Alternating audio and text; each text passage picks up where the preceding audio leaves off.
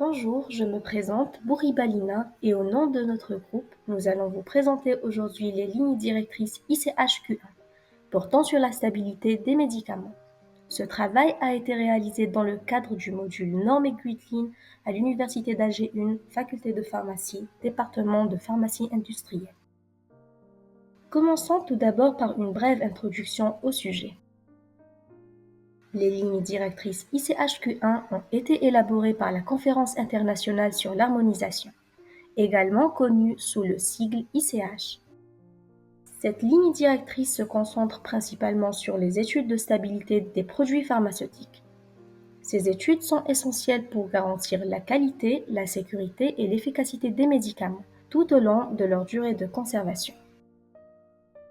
L'objectif principal de ces lignes directrices est d'harmoniser les exigences réglementaires entre différentes régions du monde, telles que l'Union européenne, les États-Unis ou encore le Japon.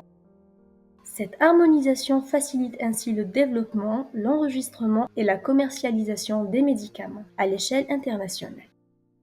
Dans la suite de cette présentation, nous verrons en détail les différentes sections des lignes directrices ICHQ1, la méthodologie utilisée pour les tests de stabilité, ainsi que des exemples d'applications dans l'industrie pharmaceutique. Je passe la parole à ma collègue. Je suis Boucher Lamina et je vais continuer avec vous les différentes sections des lignes directrices ECHQ1.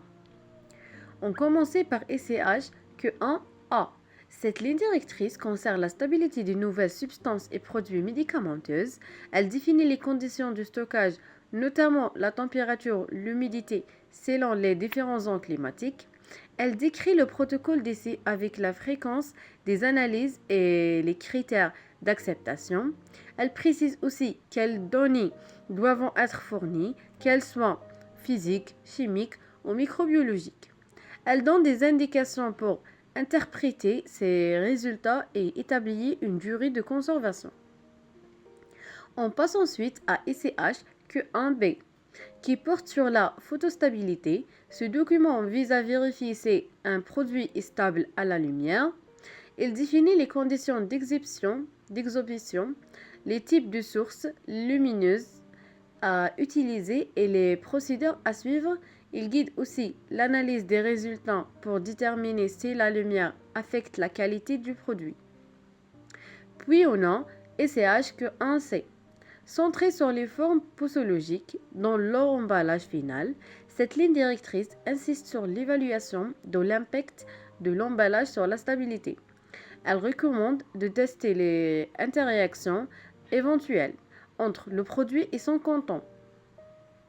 Elle demande aussi des données montrant que l'emballage ne compromet pas la qualité du médicament. Concernant ECHQ1D, il faut savoir qu'elle était prévue pour les produits biologiques et biotechnologiques. Cependant, elle n'a pas été finalisée.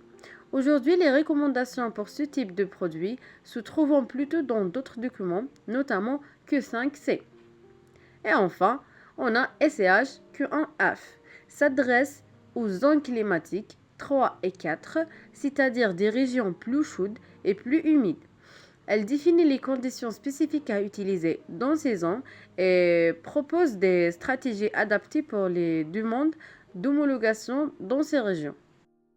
Bonjour, c'est Bourzoha Ebtissam avec vous. Maintenant, on va parler sur la méthodologie des CHQ1.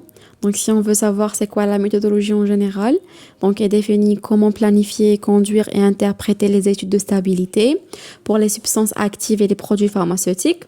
Elle est reconnue internationalement par les agences de santé telles que l'EMA en Europe et PMDA au Japon. Cette méthode, elle est pour but de fournir un cadre harmonisé pour les données de stabilité et garantir la qualité et la sécurité d'un médicament durant toute sa durée de conservation. Elle contient aussi des étapes très importantes. On les citait, donc l'échantillonnage, la planification des études, conditions de stockage, durée des tests, points d'analyse, paramètres analysés, photostabilité, analyse statistique et rapport de stabilité. Alors, premièrement, on va parler sur la description des tests de stabilité. Donc, les tests de stabilité visant à démontrer comment la qualité d'un médicament évolue dans le temps sous l'influence de facteurs environnementaux comme la température et l'humidité. Alors, le premier type de test, on a 5 types de tests.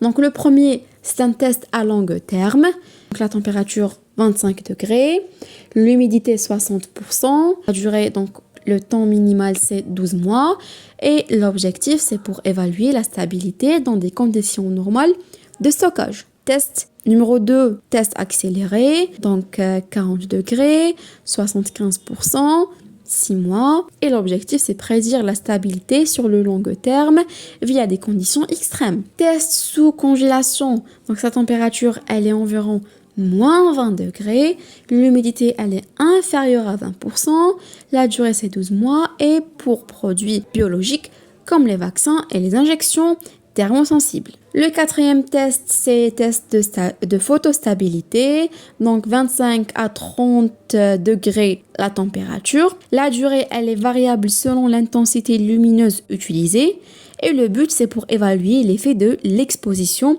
à la lumière. Et le dernier test, c'est un test intermédiaire. La température, elle est 30 degrés, l'humidité, elle est 65%, la durée, elle est 6 mois et l'objectif, c'est pour fournir des données supplémentaires sur la stabilité d'un médicament. Deuxièmement, on va passer à les zones climatiques des SCHQ1. Donc, il existe tout d'abord 4 zones. On va déterminer dans ce tableau suivant la description géographique, les conditions de test à long terme et l'impact sur les tests de stabilité. On va commencer par la zone numéro 1, la description géographique donc tempérée, comme le nord, Europe du Nord, pardon. Les conditions donc 21 degrés et 45%. Leur impact donc elle peut utiliser aujourd'hui parce que donc elle a un risque faible de dégradation et conditions de temps peu sévères. La zone numéro 2, aussi tempérée, comme l'Europe de l'Ouest, conditions donc 25 degrés et 60%, et leur impact dans conditions de test standard convient pour la majorité des pays industrialisés. La zone numéro 3, chaude, elle est chaude et sèche, comme l'Afrique du Nord. Les conditions, donc la température, donc 30 degrés et 35% l'humidité. Et l'impact, c'est nécessite un test avec température élevée, mais l'humidité modérée et risque de dégradation thermique. La zone numéro 4, elle est divisée en 2 zones. Zone 4A, elle est chaude et humide, par exemple l'Amérique centrale et l'Inde. Elle est aux conditions 30 degrés et 65% et elle recueille test plus rigoureux, humidité favori et croissance microbienne. La zone 4B, elle est très chaude et très humide, par exemple l'Asie du Sud-Est. Elle existe dans des conditions 30 degrés et 75% et leur impact, conditions les plus sévères, emballage résistant à l'humidité,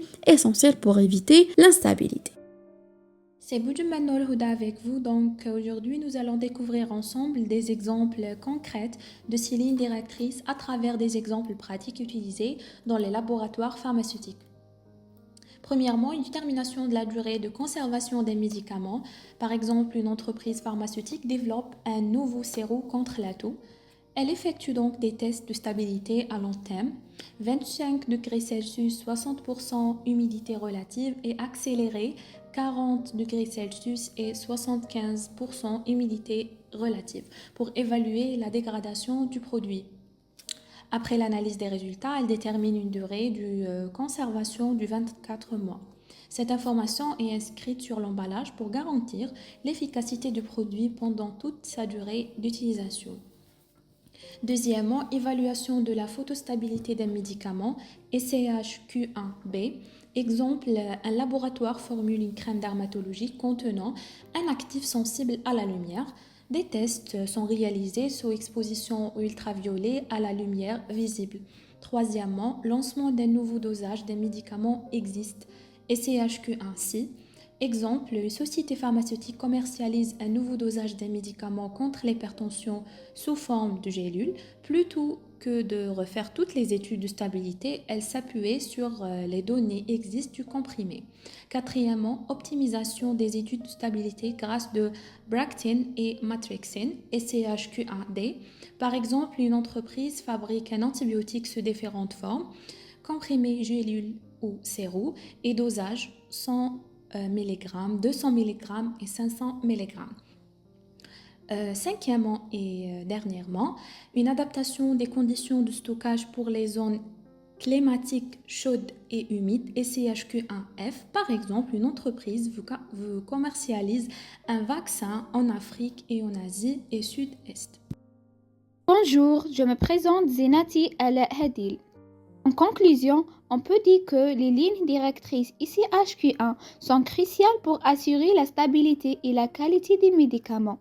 Elles offrent un cadre harmonisé pour les tests de stabilité, prenant en compte les facteurs environnementaux et climatiques et garantissant ainsi la sécurité des produits pharmaceutiques, tout au long de leur durée de conservation. Voici les principales sources bibliographiques que nous avons utilisées pour réaliser ce travail. Elles nous ont permis de mieux comprendre les lignes directrices ICHQ1 et d'assurer l'exactitude des informations présentées. Merci pour votre attention. Nous espérons que cette présentation vous a permis de mieux comprendre les lignes directrices ICHQ1 et leur importance dans le domaine pharmaceutique.